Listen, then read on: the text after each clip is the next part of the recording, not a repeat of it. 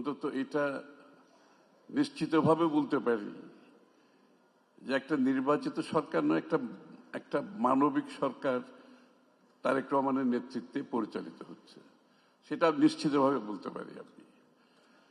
এবং ইতিমধ্যে আমার এগুলো এক্সপ্লেন করারও দরকার নেই, আপনারা প্রতিফলন দেখতে পাচ্ছেন। একটা কঠিন অর্থনৈতিক প্রেক্ষাপটে যে প্রকল্পগুলো নেওয়া হয়েছে, কঠিন অর্থনৈতিক, আমার চেয়ে এই পেইনটা আর কেউ কিছু বুঝবে না। এই যে বাজেট করতে গিয়ে এই অর্থনৈতিক পরিচালনায় যে যে সমস্যাগুলোর সম্মুখীন আমরা হচ্ছি দৈনন্দিন বিষয়ে, এরকম একটা কঠিন সময়ে যে প্রকল্পগুলো নেওয়া হয়েছে, আমি প্রকল্প বলার দরকার নাই, ফ্যামিলি কার্ড, কৃষক কার্ড, প্রচন্ড সবগুলো কিন্তু সামাজিক মেজর পরিকল্পনা, প্রকল্প সবগুলো সামাজিক বিবেচনায় নেওয়া হয়েছে। বাংলাদেশের একেবারে নিম্ন আয়ের মানুষ, তাদেরকে নিয়ে বিবেচনার মধ্যে করা হয়েছে। আমাদের প্রতিবন্ধী ভাই বোনেরা যারা আছেন তাদেরকে মাথায় রেখে করা হয়েছে। হত দরিদ্র মানুষগুলো বাংলাদেশের, রুরাল বাংলাদেশে যারা আছে তাদেরকে মাথায় রেখে করা হয়েছে।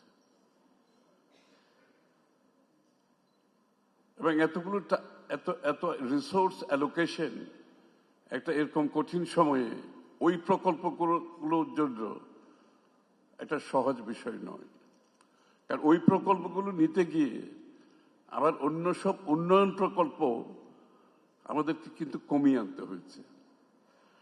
তো স্বাভাবিকভাবেই সেই উন্নয়ন প্রকল্প থেকে এই সরকার আমরা জোর দিয়েছি বাংলাদেশের মানুষকে, যেই প্রকল্পগুলো সাধারণ মানুষ, হত দরিদ্র নিম্ন আয়ের মানুষ, যাদের জন্য এসডিজি, যাতে তারা লাভবান হয়।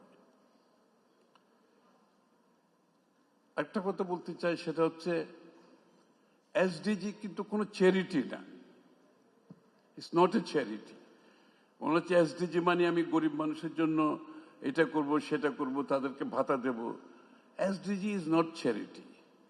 এসডিজি হচ্ছে বাংলাদেশের প্রত্যেকটি মানুষের জীবন মান উন্নয়ন করা।